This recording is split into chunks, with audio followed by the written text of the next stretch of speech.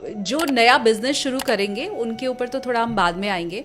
जो अभी बिजनेस कर रहे हैं लेकिन अगर उन्हें वैसी सफलता नहीं मिल रही है तो उनके लिए आप क्या कहेंगे? देखिए, सबसे पहले सफलता क्यों नहीं मिल रही है, 2-3 कारण हो सकते हैं कि आपको सफलता नहीं मिल रही है। आपने अगर अभी कभी भी किसी भी एस्ट्रोलॉजर को कुंडली दिखाई है तो आपको देखना चाहिए कि मेरी कुंडली में बिजनेस का योग है कि नहीं है, या फिर मेरी कुंडली में पार्टनरशिप का योग है कि नहीं है। काफी सारे लोगों को हमने बोल दिया, शालिनी जी आप बहुत अच्छा बिजनेस करेंगे, आप शुरू कर दीजिए। लोगों ने अंधाधुंध शुरू कर दिया पैसा लगाते, क्योंकि पैसा बहुत लगता है बिजनेस स्टार्टअप में, किसी भी बिजनेस को जनरेट करने में पैसा लगता है ना। तो काफी सारी उसकी मनी जो उसकी सेव्ड मनी थी उसने वो सारी दे दी।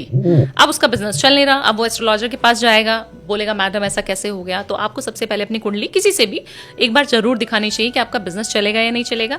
दूसरा, किसके साथ चलेगा, पार्टनर कौन है वो देखना बहुत ज़्यादा इंपॉर्टेंट है। जिस जगह पे आप बैठे हैं उसकी ऊर्जा कितनी सात्विक है वो देखना बहुत ज़्यादा इंपॉर्टेंट हो जाता है। क्योंकि देखिए, हमारे अगर हम दिल्ली में बैठे हैं तो हम कहते हैं दिल्ली में बहुत सारे युद्ध हुए पुराने, अगर हम देखें अपने इतिहास को खोल के तो बहुत सारे युद्ध हुए। कहीं ना कहीं जहां हम बैठे हैं आज भी हमारे यहाँ पे नीचे कहीं ना कोई लाश होगी, दबी होगी पुराने पहले की जगह पे। तो सात्विक एनर्जीज तो कहीं है नहीं, पॉजिटिव एनर्जीज तो कहीं है नहीं, हमने उसकी ऊर्जा को उसी तरीके से यूटिलाइज कर लिया। तो उस जगह की ऊर्जा को आपने बढ़ाया या घटाया कि नहीं घटाया। काफी सारे लोग हैं जो एस्ट्रोलॉजी में बिलीव नहीं करते बट पूजा में तो करते हो ना। पूजा पाठ करके उसकी ऊर्जा को बढ़ा लीजिए। क्या करना होगा, उपाय। अगर उसको किसी के पास नहीं जाना तो भावना जी उपाय बता दो कि मैं खुद अपना कर लूं, मुझे नहीं कहीं पे जाना किसी से पूछने। तो आपको क्या करना है, सबसे पहले क्लाइंट्स अट्रैक्ट करने के लिए आपके बिजनेस में लीड्स आए, लीड्स जनरेट होंगी तभी बिजनेस आएगा। उसके लिए आपको क्या करना है, सबसे पहले आप गलती क्या करते हैं, अपने मुख्य द्वार पर गणपति जी की फोटो लगा देते हैं। मैं फैक्ट्रीज में वास्तु के लिए जाती हूँ, मैं दुकानों में फैक्ट्रीज के वास्तु के लिए जाती हूँ, मैं घरों में जाती हूँ, सब लोगों ने एक हनुमान जी की मूर्ति होती है जो अपने बाहर मुख्य द्वार पर चिपका दी।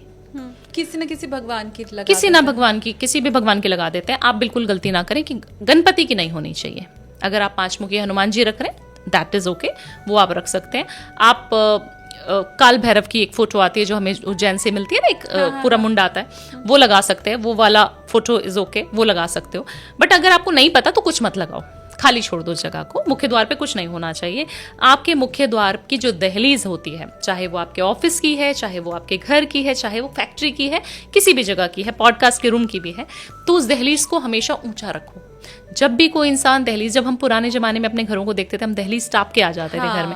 जब आप टापते हैं किसी चीज को, हर्डल को हम आते हैं ना करके, पार करके आते हैं, तो हम अपनी चीजें ऊर्जा वहीं छोड़ के आते हैं। हम नीचे देखते हैं, फिर हम कहते हैं इसको टाप के जाना पड़ेगा, थोड़ा केयरफुल होके जाते हैं। तो आप अपनी ऊर्जा, जो आपकी नेगेटिविटी, द्वेष, ईर्ष्या है, वो वहीं छूट गई। अच्छी चीज तो नहीं छूट जाती, अच्छी चीजें नहीं छूटेंगी, पॉजिटिविटी तो हमेशा अंदर आएगी, बट आपकी नेगेटिव चीज बाहर रह जाएगी। तो कोई भी क्लाइंट, कोई भी कॉम्पिटिटिव इंसान भी आएगा आपके पास कि मैं देखने चलता हूँ इसका बिजनेस कैसे चल रहा है, आज पॉडकास्ट रूम देखने चलता हूँ शालिनी का कैसा है, फिर मैं भी खोल लूंगा।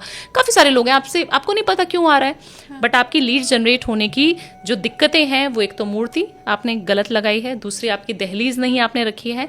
आपको अपने ऑफिस में खुद पूजा करनी है, अपने घर में खुद पूजा करनी है। लोग क्या करते हैं, मेरा नौकर कर देता है, मेरे घर में कोई और कर देता है, मैं तो अगरबत्ती धूपबत्ती करती नहीं हूँ, मैं तो आई ऑफिस में बैठी और फटाफट काम किया, लैपटॉप पर चले गए मीटिंग्स के लिए। जनरली लोग यही करते हैं, बट आपको ऐसी ही बिल्कुल गलती नहीं करनी है। 5 मिनट ही सही आप अपने घर में, अपने ऑफिस में पूजा जरूर करें।